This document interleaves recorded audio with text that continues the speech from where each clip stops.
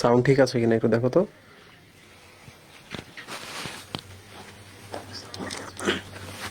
আচ্ছা, এখন সাউন্ড ঠিক আছে।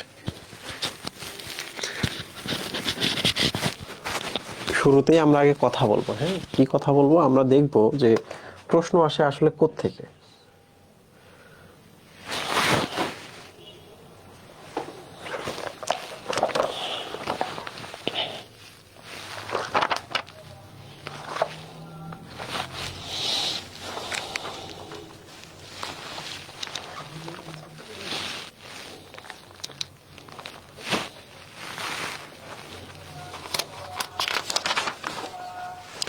আমরা প্রথমে একটু ঢাকা ইউনিভার্সিটিটা দেখি।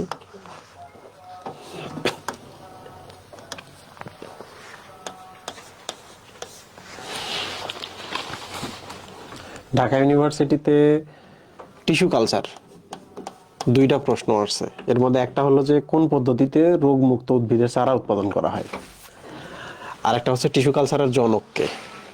ওকে, প্লাজমিড থেকে আসছে দুইটা, প্লাজমিড থেকে দুইটা আসছে। একটা হচ্ছে যে প্লাজমিড আবিষ্কার করছেন কে, আর নিচের কোনটাতে প্লাজমিড নাই। এই ধরনের একটা প্রশ্ন আসছে। প্রশ্ন খুব সহজ। এরপর আমাদের আজকের টপিকের মধ্যে কোনো প্রশ্ন আসেনি। জাহাঙ্গীরনগর ইউনিভার্সিটিতে বেজাল মিডিয়ামের পিএইচ আসছে, মানে টিস্যু কালচার থেকে আর কি। বেজাল মিডিয়ামের পিএইচ, টিস্যু কালচার শব্দটা সর্বপ্রথম কোন প্রয়োগ করেন কোন বিজ্ঞানী, টিস্যু হতে সৃষ্ট প্রকরণকে কি বলা হয়।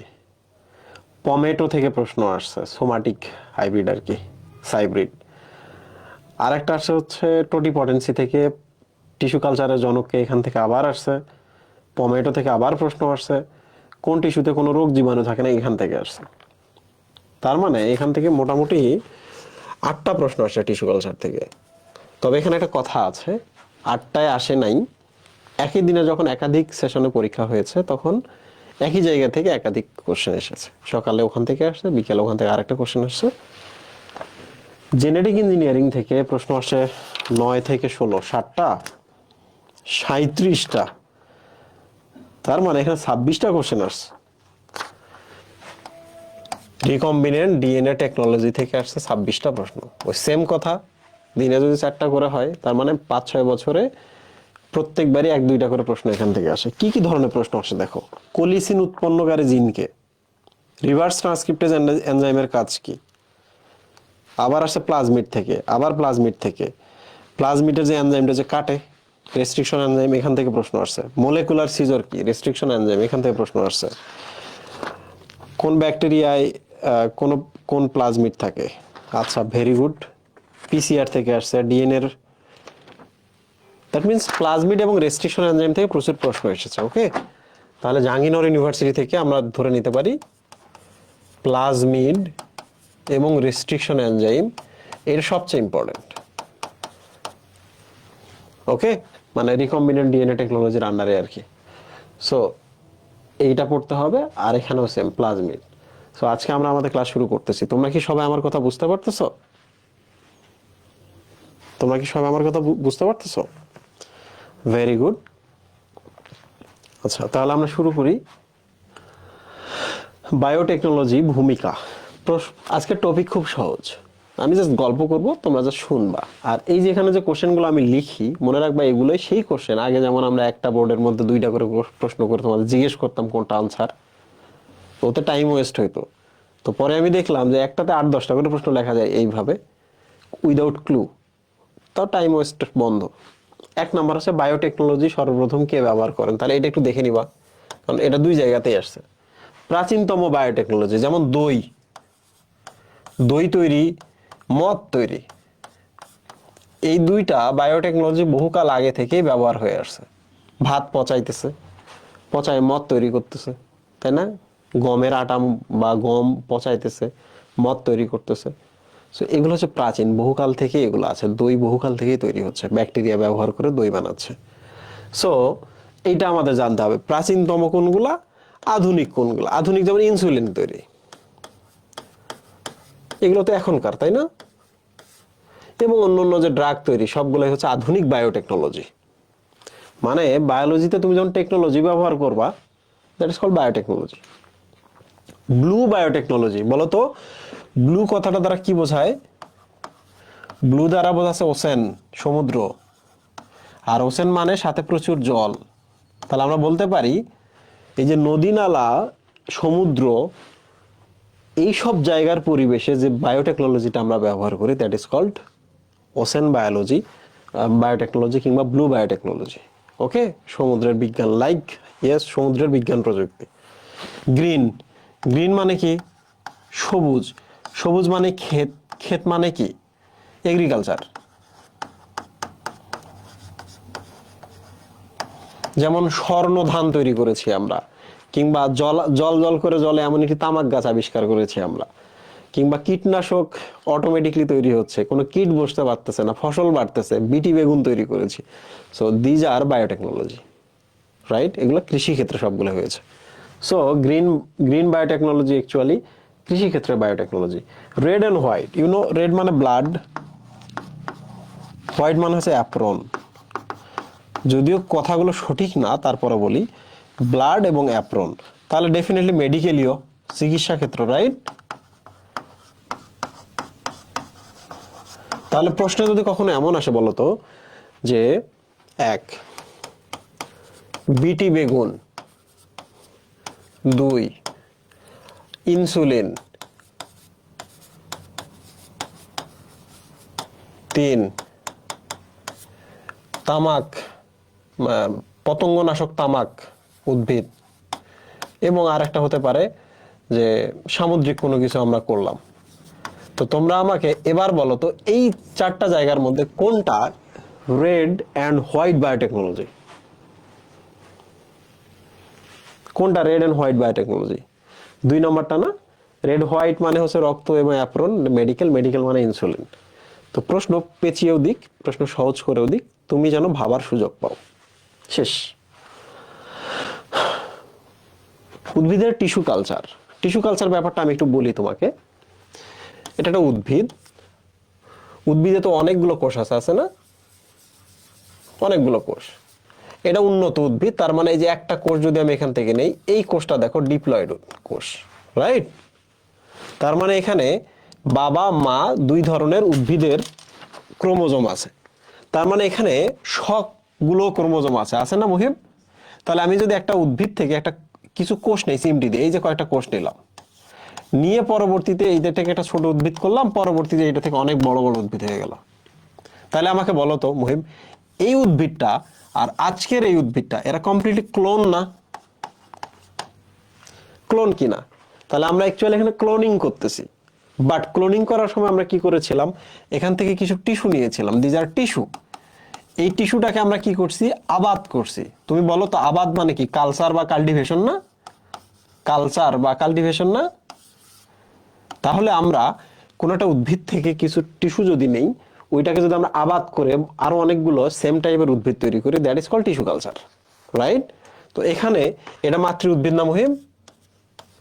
এটা মাতৃ উদ্ভিদ। আর এই যে এটা দেখতে পাচ্ছ, দিজ আর এক্স প্লান্ট। কি এটা মুহিম? প্লান্ট থেকে সাবেক হওয়া পার্ট। এই প্লান্টের সাবেক হয়েছে এমন একটি part, these are called explant. তাহলে বলো মাতৃ উদ্ভিদ থেকে যে টিস্যুগুলো আমরা নিয়ে আমরা টিস্যু কালচার করি, সেই টিস্যুগুলোর নাম কি বলো?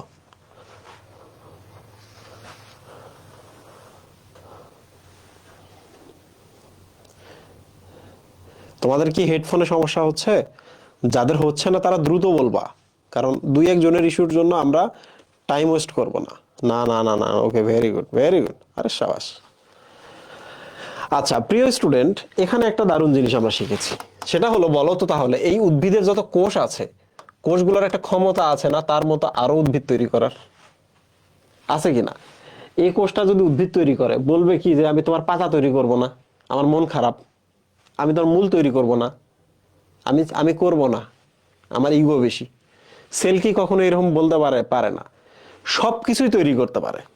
এখান থেকে একটা টিস্যু নিলে সব তৈরি করতে পারে, টোটাল জিনিসটা, সমস্ত জিনিসটাই তৈরি করতে পারে। So this is called totipotency. Totipotency, totipotency শব্দের অর্থ হলো টোটাল পাওয়ার। টোটাল পটেন্সি মানে হচ্ছে পাওয়ার। মানে হলো সবকিছু তৈরির ক্ষমতা যার আছে তার নামই হচ্ছে টোটিপটেন্সি। তাহলে উদ্ভিদের সকল কোষে কিন্তু টোটিপটেন্ট কোষ, এটা মাথায় রাখতে হবে। উদ্ভিদের বা জীবের সকল কোষই টোটিপটেন্ট কোষ। তাই বলে কি আরবিসি টোটিপটেন্ট হবে? আরবিসি তো চাইলেও নতুন কোষ তৈরি করতে পারবে না, কারণ আরবিসি তো নিউক্লিয়াসই নেই, ক্রোমোজোমই নেই। ঠিক আছে? তাহলে যে সকল কোষ সব তৈরি করতে পারে দে আর কল্ড টোটিপটেন্ট কোষ। এখন মর্গান সর্বপ্রথম টোটিপটেন্সি শব্দটাকে অভিহিত করছে, বলছে যে এটা টোটিপটেন্সি।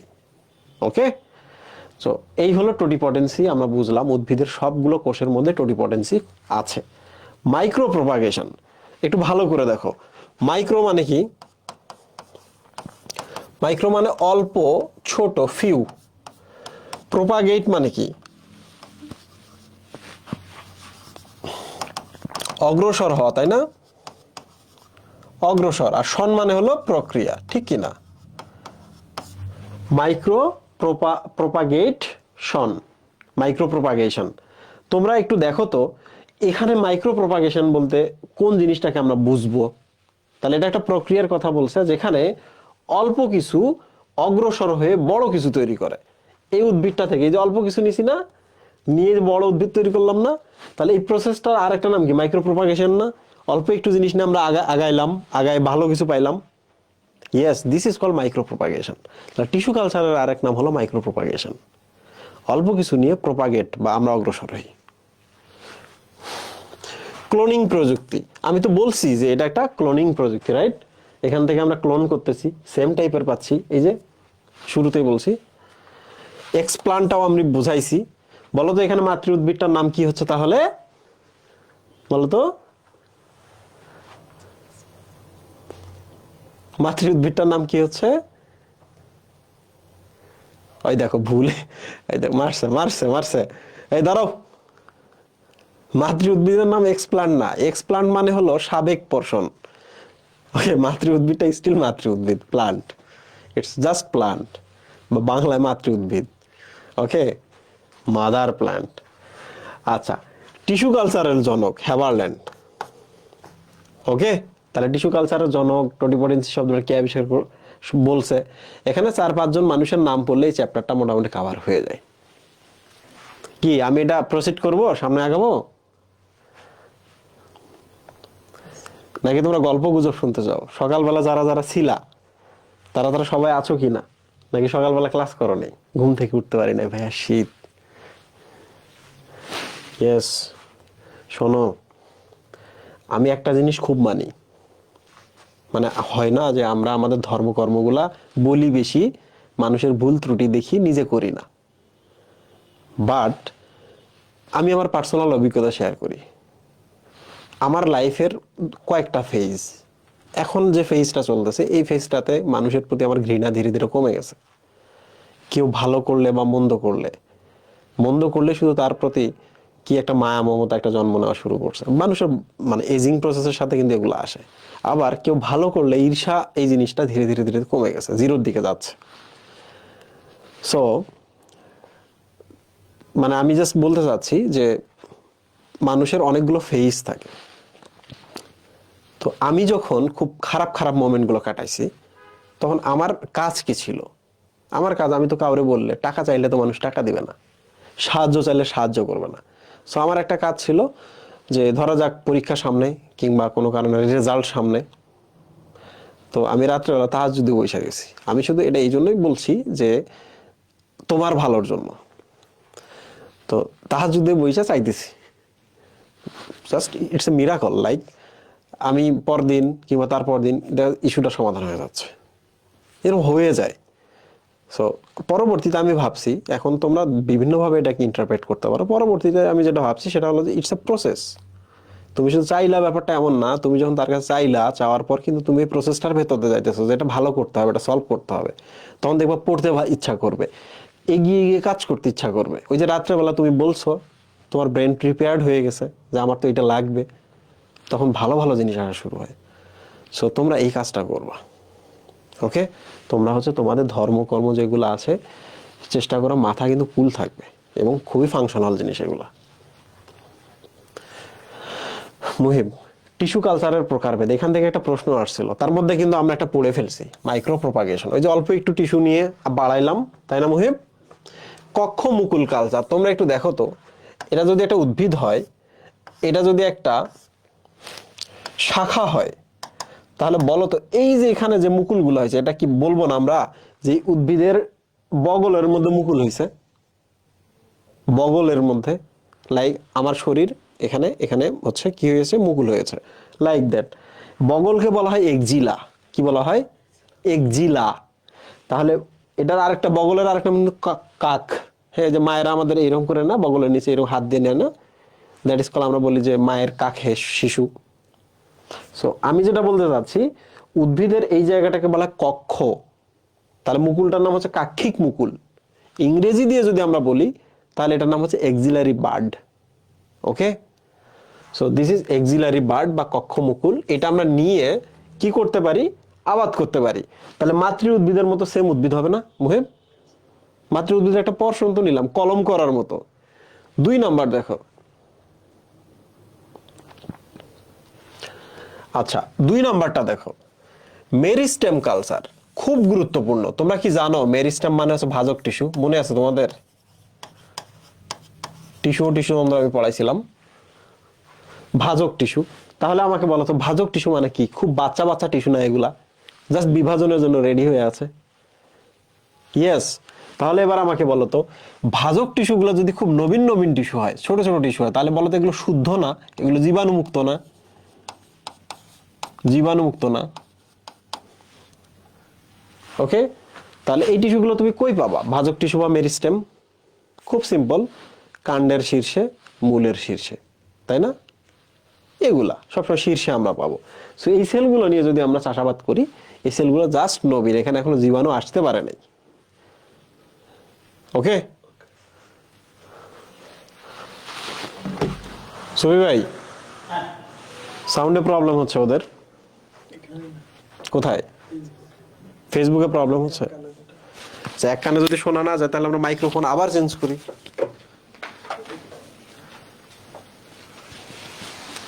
ফেসবুকে কি ঠিক আছে কিনা দেখো তো, সাউন্ড দিয়ে দেখো, যদি আমাদের এখানে ঠিক থাকে তাহলে সবখানে ঠিক আছে।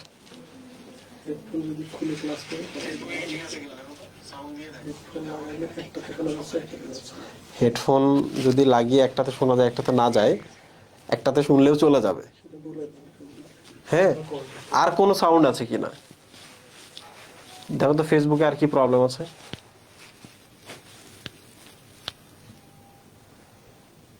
কোনো প্রবলেম পাইছো ফেসবুকে? কেউ কি বলছে যে কোনো প্রবলেম নাই ফেসবুকে?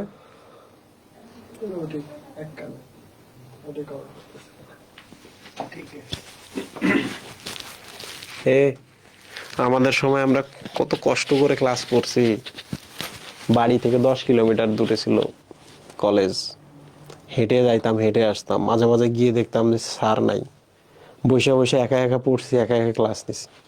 মাঝে মাঝে গিয়ে দেখি কলেজটাই নাই, স্কুলটাই নাই, তখনও গিয়ে শূন্যের মধ্যে পড়ে নিছি। মাঝে মাঝে বই নাই, স্যান্ডেল নাই, কাপড় চোপড় নাই। আর তোমরা বলে এক কানে শোনা যায়, এক কানে যায় না। এক কানে শোনা যাইতেছে তো।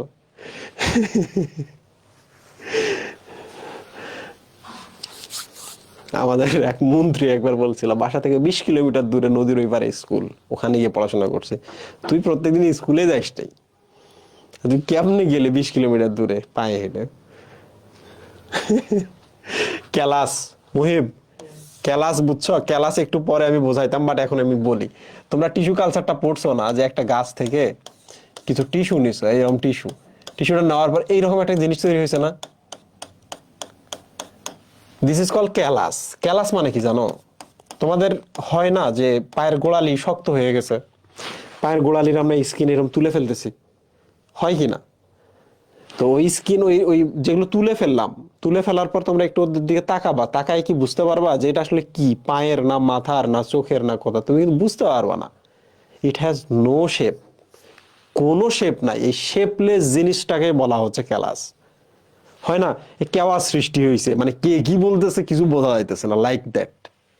Chaos, callous. ক্যালাস মানে শেপলেস জিনিস। ওকে, তাহলে আমরা উদ্ভিদের কোনো একটা পোরশন যদি নিয়ে যেটা করলাম, করার পর আমরা এটাকে কি করতে পারি, এই পোরশনটাকে এখানে দিতে পারি আবাদ করার জন্য, এই পোরশনটাকে যে এখানে দিতে পারি আবাদ করার জন্য, এই পোরশনটাকে আমরা এখানে দিতে পারি আবাদ করার জন্য। সো আমরা ক্যালাস থেকে নিয়ে কালচার করতেছি না, চাষ করতেছি না, ক্যালাস থেকে, শেপলেস জিনিসটা থেকে, দিস ইজ কল্ড ক্যালাস। ওকে, আচ্ছা, দৈহিক কোষ থেকে ভ্রূণ উৎপাদন খুব ইম্পর্টেন্ট, এখান থেকে মেডিকেলে প্রশ্ন আসছিল, জানো এটা এবার আসছিল, এটা ইংলিশে দিছে আর স্টুডেন্টরা পারে নাই। Somatic embryogenesis. তোমরা আমাকে বলো তো, জনন কোষ এবং দেহ কোষ তোমরা তো বোঝো না, এই যে এখান থেকে একটা যদি চিমটিতে কোষ নেই, দিস ইজ দেহ কোষ। তোমরা আমাকে বলো তো, আমি ডিপ্লয়েড না, আমার এখান থেকে যদি একটা কোষ নেই, এই কোষটাও কি ডিপ্লয়েড না? এই কোষটাকে যদি আমি ঠিকঠাক নার্সিং করতে পারি, তাহলে আমার মতো কি আরেকটা মানুষ হবে না এখান থেকে? তাহলে এই কোষটাকে যখন নার্সিং করতেছিলাম, প্রথমে ভ্রূণ হয়েছে, ভ্রূণ থেকে মানুষ হয়েছে, রাইট? তাহলে আমার দেহ কোষ নিলাম, কোষটাকে একটু নার্সিং করলাম, কালচার করলাম, ওটা একটা ভ্রূণ তৈরি হলো, ভ্রূণ থেকে আমি হইলাম। তো এইটাকে বলা হচ্ছে সোমাটিক কোষ থেকে ভ্রূণ তৈরি। এমব্রায়ো মানে ভ্রূণ, এমব্রায়ো মানে ভ্রূণ, তাহলে সোমাটিক কোষ থেকে এমব্রায়ো তৈরি করলাম, সোমাটিক এমব্রায়োজেনেসিস। বলো তো তোমরা বুঝছো কিনা? সোমাটিক এমব্রায়োজেনেসিস, সোমাটিক সেল নিয়ে ভ্রূণ তৈরি করলাম। আর সব বুঝো কেন তোমরা? তোমরা কি আগেও এরকম বুঝতা, না আজকে হঠাৎ করে বুঝে ফেললা?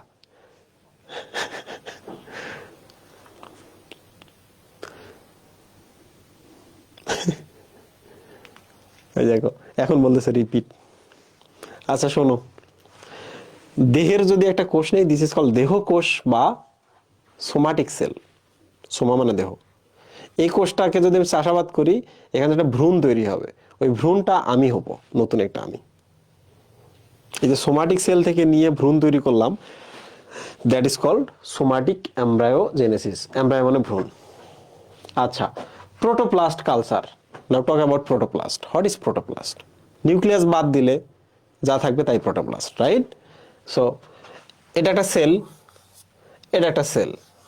তোমরা দেখো, এটা হচ্ছে আলুর, পটেটো, এটা হচ্ছে টমেটো। ওকে, আলুর ক্ষেত্রে একটা ক্যাসাল দেখা যায়, আলুর ক্ষেত্রে একটা ক্যাসাল দেখা যায়। কি ক্যাসাল দেখা যায় জানো? আলুর পাতাগুলো রোল হয়ে যায়, আলুর পাতাগুলো রোল হয়ে যায়, সেখানে পোকামাকড় লাগে। তো একটা কাজ করা হলো কি, টমেটোর যে সাইটোপ্লাজমটা আছে না মুহিব, ধরা যাক প্রোটোপ্লাজম, এই যে সাইটোপ্লাজমটা আমরা এর সাথে অ্যাড করে দিছি। তাহলে এখন বলো তো, আলু এখন আলুই আছে কিনা? আছে, আলু এখনো আলুই আছে, কিন্তু আলুর সাইটোপ্লাজমের মধ্যে কিন্তু এখন টমেটোরও সাইটোপ্লাজম আছে। তাহলে এবার বলো তো, আলু গাছ যেটা হবে, এই আলু গাছের আগের যে প্রবলেমটা ছিল, টমেটোর কিন্তু এই প্রবলেমটা সলভ করার দক্ষতা আছে, দক্ষতাটা তো সাইটোপ্লাজমে। তাহলে এখন কি এই আলু গাছের আর কোনো প্রবলেম হবে? আলু গাছে আলুই ধরতেছে, রাইট? কিন্তু যে প্রবলেমটা হচ্ছিল ওটা টমেটোর সাইটোপ্লাজমে, ওটার হচ্ছে শেফাটা ছিল, সুস্থতাটা ছিল, আমরা ওখান থেকে নিয়ে আমরা এখানে দিলাম। সো এবার বলো তো আমাকে, এই গাছের নাম এখন কি হবে, টমেটো না পমেটো? ইয়েস, পমেটো। তাহলে বলো তো, প্রোটোপ্লাস্ট কালচারের উদাহরণ কি? পমেটো। এবার তোমরা আমাকে বলো তো, সাইটোপ্লাজম সাইটোপ্লাজম যদি একসাথে করি, দিস ইজ কল হাইব্রিড না cybrid? This is call cybrid. Okay, this is call cybrid. একটু খেয়াল করো, এখানে কিন্তু নিউক্লিয়াসের ফিউশন হয় নাই, সাইটোপ্লাজমের সাথে সাইটোপ্লাজমের ফিউশন হয়েছে, ঠিক আছে? হাইব্রিড না বলে আমরা বলবো সাইব্রিড। সাই মানে হচ্ছে সাইটোপ্লাজম। আচ্ছা, এবার চলে আসি আমরা কালচার মিডিয়াম। কিসে চলে আসবো মুহিম? Culture medium. কালচার মিডিয়াম কি? এটা তো খুব কঠিন একটা জিনিস। তোমরা পড়ছো না, যে এরকম একটা চিত্রের মধ্যে আমরা কোষটা রাখি, এই যে এখানে পানি টানি থাকে, ইত্যাদি ইত্যাদি থাকে, এইটার মধ্যে আমরা কি রাখি মুহিম? কোষগুলো রেখে দিই, তাই না? তোমরা এবার আমাকে বলো তো, এইটা কি একটা ক্ষেত না? এটা কি একটা ক্ষেত না, যেটার মধ্যে আমরা ধান চাষ করতেছি? এই যে মিডিয়াম মানে কি জানো? মিডিয়াম মানে হচ্ছে জায়গাটা, চাষাবাদের স্থান। আর কালচার মানে হচ্ছে চাষ। তাহলে বলো, কালচার মিডিয়াম মানে কি? চাষের স্থান, চাষের স্থান, কাল্টিভেশনের স্থান। তাইলে এবার আমাকে বলো তো, এখানে কোষগুলো কালচার মিডিয়াম, নাকি এই যে চাষাবাদের জন্য যে জায়গাটা আমরা ক্রিয়েট করছি এটা? ওকে, চাষাবাদের স্থান, এটা বাংলায় বলছে আবাদ মাধ্যম। আবাদ মাধ্যম মানে কি আমিও আগে বুঝতাম না। আচ্ছা মুহিব, এবার তুমি দেখো, তুমি যদি এই জায়গাটা তৈরি করতে চাও তোমাকে অনেক কিছু লাগবে না? পানি লাগবে, উদ্ভিদের প্রয়োজনীয় ম্যাক্রো মাইক্রো মিনারেল গুলো লাগবে, খনিজ লবণ গুলা। এখানে কিছু আমরা ভিটামিন দিব যেন এরা জীবাণুর বিরুদ্ধে কাজ করতে পারে। এখানে কিছু আমরা সুক্রোজ দিব, কারণ সুক্রোজ গুলো ভেঙে যেন সে এটিপি নিতে পারে, তাই না? এখানে কিছু আমরা ফাইটো হরমোন দিব, উদ্ভিদের হরমোন। ফাইটো মানে উদ্ভিদ। এখানে কিছু আমরা ফাইটো হরমোন দিব। ফাইটো হরমোন গুলো এই উদ্ভিদটা ব্যবহার করবে, করে উদ্ভিদটা গ্রো হবে। তোমরা কি এবার বুঝছো? আমি কিন্তু বললাম ম্যাক্রো মাইক্রো মিনারেল, এটা তো তোমরা জানো, তাই না? ভিটামিন দিয়েছি যেন সুস্থ থাকে, সুক্রোজ দিয়েছি ফর এটিপি পারপাস, সুক্রোজ থেকে গ্লুকোজ পাবে, গ্লুকোজ থেকে এটিপি পাবে। ফাইটো মানে হলো উদ্ভিদ, তাহলে উদ্ভিদের আমরা একটা হরমোন দিলাম, গ্রোথ হরমোন, গ্রো করবে। আর এগার জিনিসটা কি আমি একটু পরে বলতেছি, তোমরা বুঝছো কিনা? ভাই ফার্স্ট পড়ান, তোমার যে ফার্স্ট পড়ানো লাগে তুমি পরে গিয়ে 2.5 দিয়ে দেখবা, সবগুলো প্রশ্ন এখান থেকে আসবে। দেখো এদিকে এগার কি, এগার হচ্ছে এক ধরনের শৈবাল। কি মুহিম? শৈবাল। এটাকে বলা হয় রোডোফাইটা, একটু রেড কালারের।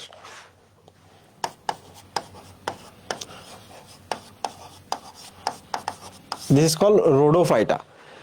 আচ্ছা তোমরা এবার আমাকে বলো তো, এই রোডোফাইটা শৈবালগুলো একটা সুবিধা হলো যে শৈবালের মধ্যে ডেফিনেটলি স্টার্চ থাকে, খাবার টাবার ইত্যাদি ইত্যাদি থাকে। বাট আমরা একটা কাজ করি, তুমি এবার আমাকে বলো তো, আমরা যখন হাতের মধ্যে মেহেদি লাগাই, মেহেদিটাকে আমরা কি সুপের মতো করি নাকি একটু চিটচিটে যেন আটকে থাকে এরকম করি? বলো স্টিকি করি কিনা, বলো। ইয়েস, স্টিকি করি। তাহলে তুমি যদি একটা ছোট একটা পেট্রি ডিশের মধ্যে, ছোট একটা বাটির মধ্যেও যদি চাষাবাদ করতে চাও, তাহলে তোমাকে এখানে কি স্টিকি ম্যাটেরিয়াল দিতে হবে না? আর স্টিকি ম্যাটেরিয়ালের জন্য বেস্ট জিনিস এগার। এগার এক ধরনের শৈবাল, সমুদ্রে পাওয়া যায়। নিয়ে পিষলাম, পিষে আমরা যে জায়গায় দিলাম, তাহলে এই তরলটা আর একটু ঘন হলো। আর পানি যদি এখানে আমরা খুবই কম দিই তাহলে স্টিকি হবে, তার মানে একটু কাইট টাইট যদি হয় তাহলে এই যে এই জিনিসগুলো নড়াচড়াও করবে না, পড়ে যাবে না। তাহলে আমরা এগার বেসিক্যালি দিই মাধ্যমটাকে একটু ঘন করতে, ওকে, মাধ্যমটাকে একটু স্টিকি করতে। এবার চলে আসে আমরা বেজাল মিডিয়াম। এই বলো তো মিডিয়াম মানে কি? যেখানে চাষাবাদ হয়। বেজাল মানে কি বলো তো? Basic medium. বেসিক, বেসিক মানে ফান্ডামেন্টাল বা মূল জিনিসগুলোর দিকে আমরা নজর রাখবো। বলো হোয়াট ইজ বেজাল মিডিয়াম, যে ফার্স্ট পড়াইতে বলতেছিলা।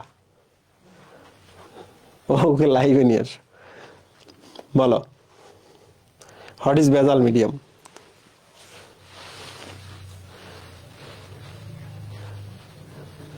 আজকে রাত্রেবেলা দাগানো বই দেওয়া হবে, আমি ভুলেই গেছিলাম যে তোমাদের দাগানো বই দেওয়া হয়নি। মধ্যবর্তী মাধ্যম, পুষ্টি মাধ্যম, জিনা। জিনা। বেজাল মিডিয়াম মানে কি জানো? বেজাল মিডিয়াম শব্দের অর্থ হলো এমন একটা স্থান, এমন একটা মিডিয়াম, এমন একটা চাষাবাদের মিডিয়াম যেখানে সবকিছু নিখুঁত পরিমাণে থাকবে। সবকিছু নিখুঁত পরিমাণে, মানে যতটুকু লাগবে ততটুকু থাকবে, পরিমাণ মতো থাকবে। পরিমাণ মতো। রান্না করার সময় বলে লবণ পরিমাণ মতো, পানি পরিমাণ মতো, মাংস পরিমাণ মতো, জাল পরিমাণ মতো, আগুন পরিমাণ মতো। তো রান্না শেখানোর কি দরকার ছিল? এই দেখছো এবার বেজাল শব্দের অর্থ হচ্ছে পরিমাণ মতো। পরীক্ষায় আসছিল যেহেতু বেজাল ম্যাডামের, সরি বেজাল ম্যাডাম না, বেজাল মিডিয়ামের পিএইচ, তাহলে পিএইচটা খুব জরুরি। ওকে, কমেন্টে বলো তো বেজাল মিডিয়ামের পিএইচ কত? 5.5 থেকে 5.8। আরে সাবাস, মানে একটু অ্যাসিডিক থাকা ভালো, তাই তো? অ্যাসিডিক হলে কিন্তু থাকে না, ব্যাকটেরিয়া জন্মায় না। মহিম ক্ষারীয় হইলে কিন্তু ব্যাকটেরিয়া জন্মাইতে পারে। একটু দেখো এখানে, নাও টক অ্যাবাউট অটোক্লাভ বা নির্বীজকরণ যন্ত্র। তোমরা কি অটোক্লাভ মেশিনের কথা শুনছো? এটা একটা অটোক্লাভ মেশিন। এই যে দেখো এখানে তুমি একটা কাঁচিকে এর মধ্যে রেখে দাও, একটা কাঁচি। এই কাঁচিটা দিয়ে কিছুক্ষণ আগে তুমি অপারেশন করছো, কাঁচিটাকে এখন নির্বীজ করতে হবে না, এমন একটা ভাবে এটাকে মানে ক্লিন করতে হবে যেন একটা জীবাণু থাকে না, একটা জীবাণুর বীজও থাকে না। সো দিস ইজ কল নির্বীজ। ওকে, নির্বীজ করার শর্ত কিন্তু শুধু টেম্পারেচার না, আগুন লাগাইলেই হবে না। তাহলে নির্বীজ করার শর্ত হচ্ছে 3টা। একটা হচ্ছে টাইম, একটা হচ্ছে টেম্পারেচার আর একটা হচ্ছে প্রেসার। 121 ডিগ্রি সেন্টিগ্রেড টেম্পারেচারে 15 psi per square inch, 15 psi pound per square inch, এটা হচ্ছে চাপ। 20 মিনিটস ধরে আমরা রাখবো, তারপরে 20 মিনিটস ধরে 121 ডিগ্রি সেন্টিগ্রেড টেম্পারেচার রাখতে হবে এবং চাপটাও এরকম রাখতে হবে। তারপর তুমি যদি ক্যাসিটাকে বের করো 20 মিনিটস পর, তুমি মোটামুটি নিশ্চিত থাকবা যে এখানে কোনো জীবাণু নাই, জীবাণু থাকার কোনো সম্ভাবনা নাই। এই বুঝছো কিনা বলো? তাহলে অটোক্লাভ মেশিনটা পড়তে হবে না, তাহলে বলবে কিন্তু প্রশ্নের মধ্যে নির্বীজকরণ যন্ত্রের নাম কি, তোমরা বলবো অটোক্লাভ। আর অটোক্লাভের শর্ত 9 কোনটি, এগুলো হচ্ছে শর্ত। এই মেশিনের মধ্যে কিছু দিলে নির্বীজ হয়ে যাবে। সো সোমাটিক হাইব্রিড, এখানে চলে আসো। কোথায় আসবো মুহিব? Somatic hybrid. এই যে এটা কিন্তু কিছুক্ষণ আগে বললাম, সোমাটিক হাইব্রিডে সাইটোপ্লাজম প্লাস সাইটোপ্লাজমের মিলন হয়। সোমাটিক হাইব্রিড ঘটা জীবকে বলা হাইব্রিড। সোমাটিক হাইব্রিডের উদাহরণ হচ্ছে পমেটো। ওকে, পমেটো, পটেটো এবং টমেটো। অন্যান্য কি কি টপিক আছে এগুলো খুবই ইম্পর্টেন্ট, দেখো। অ্যান্ড্রোজেনিক হ্যাপ্লয়েড,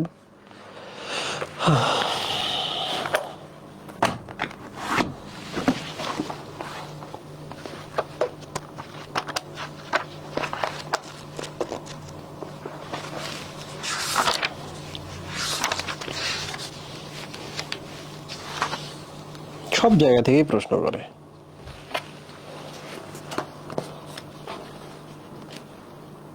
ওকে, সো আমরা একটু দেখি অ্যান্ড্রোজেনিক হ্যাপ্লয়েড। আচ্ছা, তোমরা আমাকে বলো তো অ্যান্ড্রো মানে কি? অ্যান্ড্রো মানে হলো পুরুষ। তাহলে আমরা একটা হ্যাপ্লয়েড উদ্ভিদ তৈরি করব, সে কি হবে বলো তো? পুরুষ হবে, রাইট? তো পুরুষ বললে আমরা গর্ভাশয় থেকে, নাকি আমরা হচ্ছে গর্ভমুণ্ড থেকে, নাকি আমরা পরাগধানী পরাগরেণু থেকে আমরা কোষ নিব? ডেফিনেটলি পরাগধানী কালচার করব। পরাগধানী তো হচ্ছে পুরুষ পোষণ, রাইট মুহিব? তাহলে আমরা যদি দেখো পরাগধানী কি জনন অঙ্গ নয়? জনন অঙ্গ নয়। জনন অঙ্গে কি হ্যাপ্লয়েড কোষ পাওয়া যায়? পাওয়া যায় কিনা? মিওসিসের মাধ্যমে কি হয়? হ্যাপ্লয়েড কোষ উৎপন্ন হয়। তাহলে পরাগধানী যদি এখন আমরা কালচার করি, তাহলে আমরা প্রথমত অ্যান্ড্রো বা পুরুষ পাবো, জেনিক মানে তৈরি করলাম আর কি। আর সেটা ডেফিনেটলি কি হবে মুহিব? হ্যাপ্লয়েড এবং অ্যান্ড্রো হবে। অ্যান্ড্রো মানে পুরুষ, হ্যাপ্লয়েড জীব তৈরি হবে। খুব সিম্পল। পরাগধানী হচ্ছে পুরুষ পার্ট, পুরুষ পার্টের কোষ থেকে যদি আমরা কালচার করি, চাষ করি, তাহলে আমরা হ্যাপ্লয়েড এবং অ্যান্ড্রোজেনিক উদ্ভিদ পাবো। উদাহরণ দুইটা মনে রাখতে হবে। চীন দেশে 118, ইটস এ ধান, ইটস এ ধান। আর একটা হচ্ছে জিনঘুয়া 1, এটা হচ্ছে গম। এবং মাথায় রাখতে হবে দুইটাই হ্যাপ্লয়েড, দুইটাই হচ্ছে অ্যান্ড্রোজেনিক। মনে থাকবে? বইয়ের মধ্যে এটা এটা এটা হচ্ছে বোল্ড কালারে দেওয়া আছে, যে কারণে তোমাদের কোনো প্রবলেম হবে না। সেম ব্যাপার, দেখো কোনটির কালচারের মাধ্যমে হ্যাপ্লয়েড লাইন পাওয়া যায় বা হ্যাপ্লয়েড উদ্ভিদ পাওয়া যায়? সেম, পরাগ ধানী। কনসেপ্ট বুঝো, পরীক্ষায় আসবে, পরীক্ষায় মার্ক পাইতে হবে। নাও সোমা ক্লোনাল ভেরিয়েশন এবং গেমিটো ক্লোনাল ভেরিয়েশন, শুধু এতটুকু মনে রাখবা, সোমা ক্লোনাল ভেরিয়েশনে সোমাটিক সেল ব্যবহার করা হয়, আর গেমিটো ক্লোনাল ভেরিয়েশনে গেমিট কোষটাকে ব্যবহার করা হয় নতুন জীব তৈরিতে। ওকে, এটাতে সোমাটিক আর এটাতে হচ্ছে গ্যামিট ব্যবহার করা হয়, শুক্রাণু ডিম্বাণু। সো সোমা ক্লোনাল ভেরিয়েশনের একটা উদাহরণ হচ্ছে ADH1, ADH1, এটা হচ্ছে সোমা ক্লোনাল। শেষ। এই যে এটা কিন্তু কিছুক্ষণ আগে আমি তোমাদের বলছি না, দেহজ ভ্রূণ সৃষ্টি, এটা মেডিকেলে আসছিল, বা সোমাটিক এমব্রায়োজেনেসিস। সোমাটিক মানে দেহকোষ। একটা দেহকোষ নিলাম, একটা ভ্রূণ তৈরি করলাম, এই ভ্রূণ থেকে কি হবে? জীব তৈরি হবে। তোমরা একটু দেখো এখানে, সেটা হলো এইটা প্রশ্ন আসছিল, সোমাটিক এমব্রায়োজেনেসিস দেখা যায় কোন উদ্ভিদে? বইয়ের মধ্যে তো ইংলিশটা লেখা নেই, তো সবাই ধুমায় অন্য অন্য জিনিস দাগায় চলে আসে, বিটি বেগুন টেগুন দাগায় চলে আসছে। কারণ বেগুনের কথা কিন্তু পরে অনেকবার বলা আছে, জিএমওর কথা বলা আছে। সো তোমরা একটু দেখো এখানে গাজর, এই প্রশ্নটা আসছিল, সোমাটিক এমব্রায়োজেনেসিস বা দেহজ ভ্রূণ সৃষ্টি গাজর এবং আলফা আলফা। আচ্ছা, এখানে একটা জিনিস দেখি আমরা, স্বর্ণধান। হ্যাঁ, গোল্ডেন রাইস সম্পর্কে আমরা সামনে পড়বো, এই জন্য আমরা আপাতত পড়ছি না, শুধু এতটুকু মনে রাখো, স্বর্ণ ট্রান্সফার করা হয়। তাহলে স্বর্ণধান একটি ট্রান্সজেনিক উদ্ভিদ। ওকে, স্বর্ণধান একটি ট্রান্সজেনিক উদ্ভিদ, স্বর্ণ ট্রান্সফার করা হয়। ওকে, আমরা আমাদের শেষ টপিকে চলে আসি। রিকম্বিনেন্ট ডিএনএ টেকনোলজির সময় আমরা প্লাজমিড পড়বো এবং রেস্ট্রিকশন এনজাইম এবং হাইব্রিডাইজেশন প্রপ সম্পর্কে জানবো। বলো খুশি কি না? ক্লাস এত দ্রুত শেষ হইতেছে, চ্যাপ্টার তো ছোট, আর কি পড়াবো মুহিম। পড়ালেখা তোমাদের কেমন হইতেছে একটু দ্রুত কমেন্টে বলো তো, একটু দেখি। মুহিম ফোন দাও তো আমার। ভালো ভালো হইতেছে, আজকে তাড়াতাড়ি পড়াইতেছেন ভাই। এখন তাড়াতাড়ি পড়াইতেছেন বলতেছো তুমি, কিছুক্ষণ আগে একজন বলতেছে ভাই একটু দ্রুত পড়ান। মানে আমি যখন ঝাড়ি টাড়ি দিই, কোনো এক কারণে এরা আমার জানের শত্রু হয়ে যায়, যে যারে আমি ঝাড়ি দিছি সে কি খুব মন খারাপ করছ?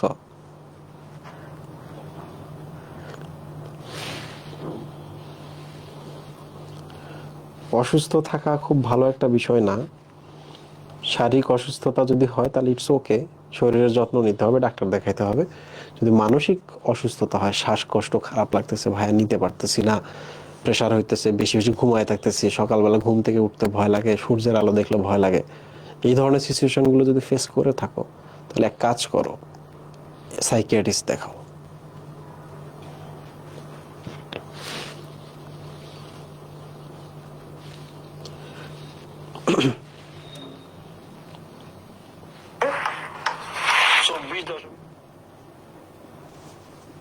এটা তো সকালবেলার ক্লাস না, আজকে কি ক্লাস হচ্ছে না? কোথায় ক্লাস হচ্ছে আমি দেখতেছি।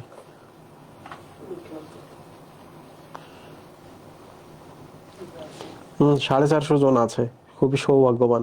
ভাইয়া জাবির জন্য এক্সট্রা কি করা লাগবে? কিছু করা লাগবে না এই চ্যাপ্টারে জাবির জন্য। আর আমি যা পড়াইতেছি তুমি আরামসে মেডিকেলে গিয়ে পরীক্ষা দেবা, 100% কোশ্চেন কমন পেয়ে যাবা।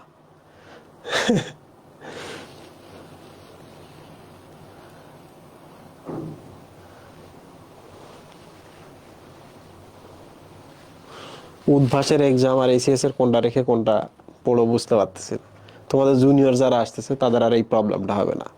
এসিএস এর ক্লাস দেখবে, ম্যাক্সিমাম ক্লাস দেখবে, বেস্ট ক্লাস দেখবে, এসিএস এ গিয়ে এক্সাম দেবে ইনশাআল্লাহ। আগামীবার এখন পর্যন্ত প্ল্যান আর কি, আগামীবার হচ্ছে এসিএস এর মেডিকেল এডমিশনটা আমি দায়িত্ব নিচ্ছি। তো আমার বেসিক্যালি স্পেশালিটি ওখানেই, কিন্তু বায়োলজি তো সব জায়গায় সেম। তো তোমাদের যারা সেকেন্ড টাইম মেডিকেলে চলে আসবা, অবশ্যই ওখানে চলে আসবা, তোমাদের যারা জুনিয়র আছে সবাইকে ওখানে দিয়ে দিবা। ওকে, আচ্ছা, জেনেটিক ইঞ্জিনিয়ারিং এখন আমরা একটু পড়বো মুহিব। জেনেটিক বলতে এখানে জিনের কথা বলছে, তাই না? এটা ডিএনএ, একটা, এটা আমাদের ডিএনএ। এখন তুমি যদি এক আকাম করো, এই জায়গার ডিএনএটা কেটে যদি এই যে এখানে অ্যাড করে দিয়ে দাও, তাহলে তুমি জিনটাকে নিয়ে ইঞ্জিনিয়ারিং করতেছো না এখানে বসে বসে। This is called genetic engineering. Okay, আচ্ছা, এখন দেখো, তুমি যদি এখান থেকে নিয়ে এখানে দিয়ে দাও, বা এখান থেকে নিয়ে এই যে নতুন একটা উদ্ভিদ তৈরি হলো, এর মধ্যে তুমি এই পোরশনটা অ্যাড করে দিছো, তাহলে তুমি আমাকে বলো তো সে কি জেনেটিক্যালি মডিফাইড অর্গানিজম না? তার জিন কি মডিফিকেশন হয়েছে না? আরেকজনেরটা অ্যাড করে দিছি। একইভাবে দেখো তো, জেনেটিক্যালি ইঞ্জিনিয়ার্ড অর্গানিজম না সে? তার ভেতরে আমরা ডিএনএ দেওয়ার পর সে কি হয়ে গেছে বলতো? সে, তার শরীরে আমরা ইঞ্জিনিয়ারিং করছি, অ্যাড কিছু করছি। সো সে, আমরা তাকে আমরা জিইও বলতে পারি, জিএমও বলতে পারি, M for modified, E for engineered. এটার আরেকটা নাম কি? ট্রান্সজেনিক না? এখানকার জিনটা আমরা এখানে ট্রান্সফার করছি না? তাহলে ওই উদ্ভিদটার নাম কি? ট্রান্সজেনিক উদ্ভিদ না? এই কিছুক্ষণ আগে কিন্তু আমরা পড়লাম স্বর্ণধান, স্বর্ণ ট্রান্সপোর্ট করে, স্বর্ণধান একটি ট্রান্সজেনিক উদ্ভিদ। ওকে, প্রেসরুন একটু নিচে আসি, প্লাজমিড সম্পর্কে আমরা একটু জানি। প্লাজমিড কি জিনিস? বলতো ব্যাকটেরিয়া যখন আমি তোমাদের পড়াইছি, এটা ছিল ব্যাকটেরিয়ার নিজস্ব ডিএনএ না? This is call nuclear DNA, যেটা নিউক্লিয়াসে থাকে বা নিউক্লিওয়েডে থাকে। This is nuclear DNA. তাহলে প্লাজমিড কি? প্লাজমিড হচ্ছে এটার একটু দূরে থাকতেছে, তাহলে বলতো এটা সাইটোপ্লাজমে থাকতেছে না? তাহলে প্লাজমিড হচ্ছে সাইটোপ্লাজমিক ডিএনএ এক। 2 নম্বর হচ্ছে এক্সট্রা নিউক্লিয়ার ডিএনএ। বুঝছো কিছু? নিউক্লিয়াসের বাইরে আছে, এই জন্য এক্সট্রা নিউক্লিয়ার ডিএনএ। বলো, এক্সট্রা নিউক্লিয়ার ডিএনএ। ওকে, এরপরের কথা হচ্ছে ইটস এ ডিএনএ। তারপরে কথা হচ্ছে এটা দ্বিসূত্র, তাই না মুহিম? 3 নম্বর হচ্ছে এটা আকারে ছোট, অল্প কয়েকটা নিউক্লিওটাইড আছে। তারপর হচ্ছে অল্প কয়েকটা নিউক্লিওটাইড মানে জিন থাকে অল্প, ঠিকই না? যেহেতু ডিএনএ, সে চাইলে আরো 2টা বানাইতে পারে, পারে না? তাহলে সেলফ রেপ্লিকেবল বা স্বপ্রজননক্ষম, মানে নিজের সংখ্যা সে বাড়াইতে পারে। এর সাথে সাথে তোমরা ওজন দেখবা কত ডালটন। শেষ। এর কাজ কি? এর কাজ কি তুমি বলো তো?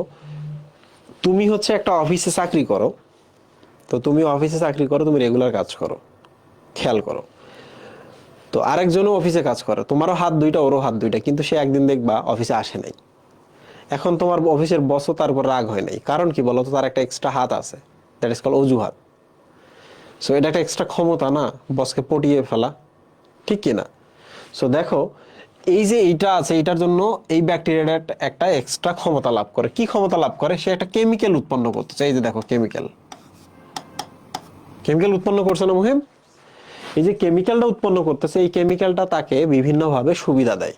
তাকে প্রজননে সুবিধা দিতে পারে, তাকে এমন একটা আভাসে আছে যে তুমি প্লেন ক্র্যাশ করছো 10 জন মানুষ মিলে, তো একজনের খাবার আছে, তো তুমি এখন তোমার একটা ক্ষমতা আছে, তুমি 9 জনের মেরে ফেলছো, একাই খাইতেছো, বেঁচে থাকবা তুমি, রাইট মুহিম? তো এইটা দিয়ে সে এমন কিছু তৈরি করতে পারে যে এটা তাকে বাঁচিয়েও রাখে ওই পরিবেশে। ওকে, আচ্ছা। সো দেখো, প্লাজমিড সম্পর্কে আমরা জানলাম। এখন আমরা কাজ করি, আর কিছু শব্দ শিখি। রিকম্বিনেন্ট ডিএনএ টেকনোলজির মাধ্যমে জিনের যদি আমরা সংখ্যা বাড়াই, তুমি একটা চিন্তা করো, এই যে জিনটা নিলাম, নিয়ে একটা ব্যাকটেরিয়া জিনের মধ্যে দিলাম, এই যে এখানে। এখন ব্যাকটেরিয়া হলো এইটা, এই ব্যাকটেরিয়া বাচ্চা কাচ্চা যতগুলো পয়দা করবে সবগুলোতে কি সেম সেম জিন থাকবে না? তাহলে ক্লোনিং হচ্ছে না এখানে? তাহলে একটা জিন যদি ব্যাকটেরিয়াকে দেই, ব্যাকটেরিয়া নিজের সংখ্যা বাড়াবে যত, ততই এই আমাদের এই জিনটা তত বাড়বে, কাঙ্ক্ষিত জিনটা তত বাড়বে। দিস ইজ কল জিন ক্লোনিং। আর অনেকভাবে করা যায়, but it's a easy way, good way. আরেকটা জিনিস আমরা দেখি, ব্যাপকভাবে ব্যবহৃত ব্যাকটেরিয়া কি। এখন দেখো একটা জিনিস, যে ব্যাকটেরিয়াটাকে ব্যবহার করলাম, এটাকে আমরা বলি ভেক্টর ব্যাকটেরিয়া। আর যে জিনটাকে আমরা ব্যবহার করলাম, প্লাজমিডটাকে, this is call vector plasmid. Vector মানে কি বলতো?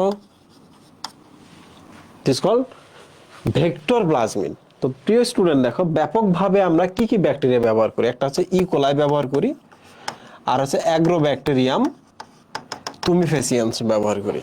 তো এই 2টা ব্যাকটেরিয়ার নাম জানতে হবে। বিশেষ করে এইটা দ্বারা আমরা ইনসুলিন চিকিৎসা ক্ষেত্রে ব্যবহার করি, আর এটা আমরা হচ্ছে এগ্রিকালচার পারপাসে কিন্তু খুব ব্যবহার করি।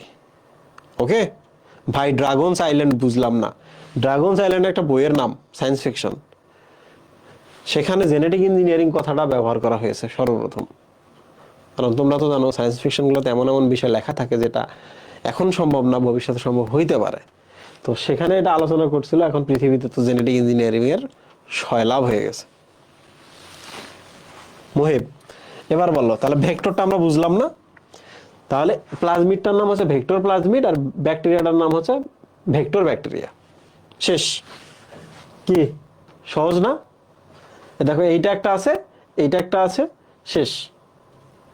শেষ।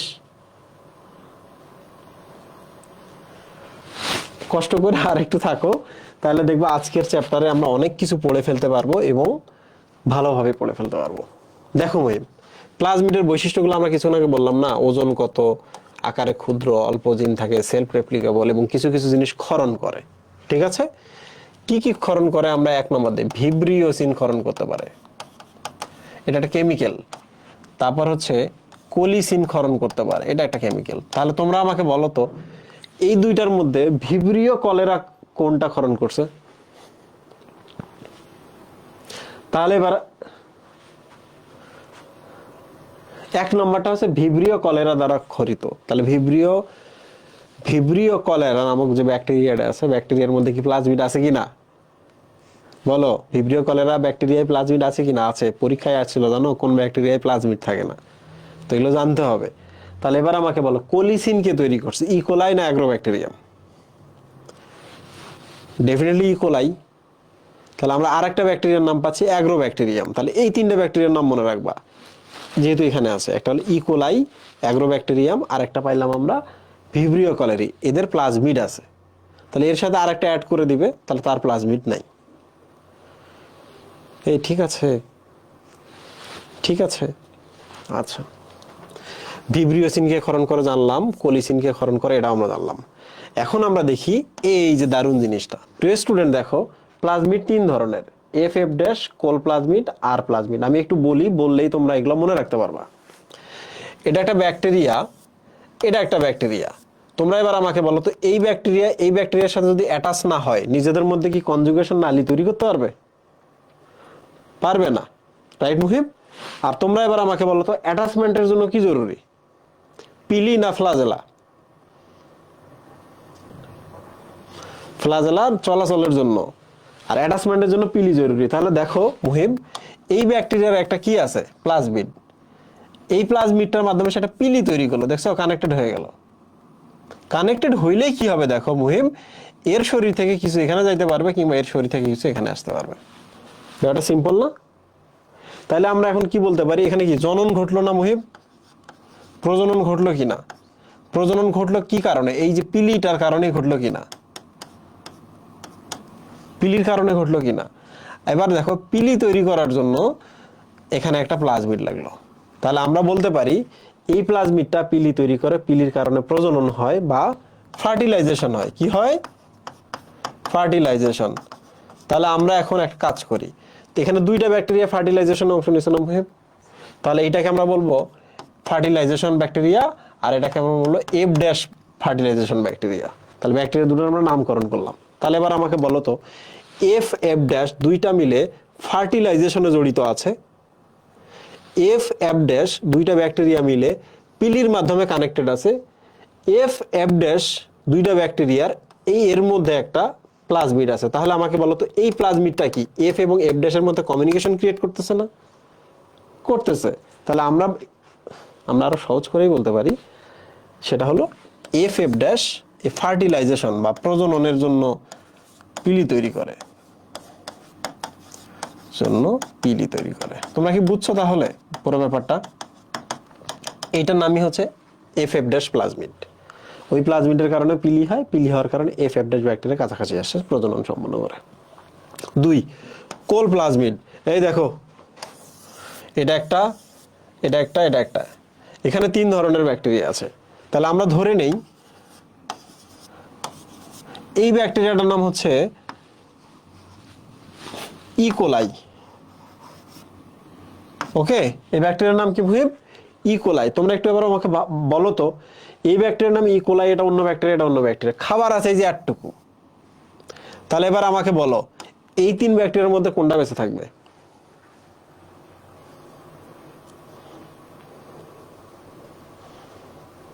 না বুঝতে পারলে আমি আবার পড়াবো।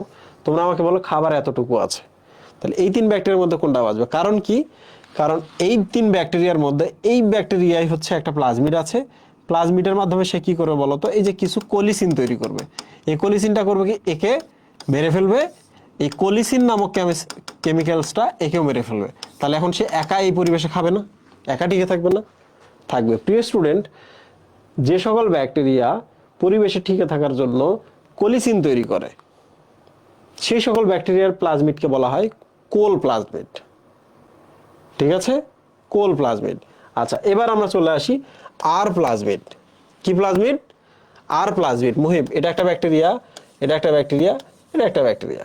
ঠিক আছে, তিনটাতে ডিএনএ আছে, বাট এর কাছে একটা প্লাজমিড আছে যেটার কারণে সে একটা কেমিক্যাল তৈরি করতে পারে। এই কেমিক্যালটা অ্যান্টিবায়োটিকের বিরুদ্ধে কাজ করে, অ্যান্টিবায়োটিককে কাজ করতে দেয় না অ্যান্টিবায়োটিক। তাহলে আমাকে বলো তো, তুমি এই তিনটা ব্যাকটেরিয়া দ্বারা অসুস্থ হয়েছো, এখন যদি তোমাকে আমি অ্যান্টিবায়োটিক দেই তাহলে কোনটাকে মারতে পারবো না? কোনটাকে মারতে পারবো না?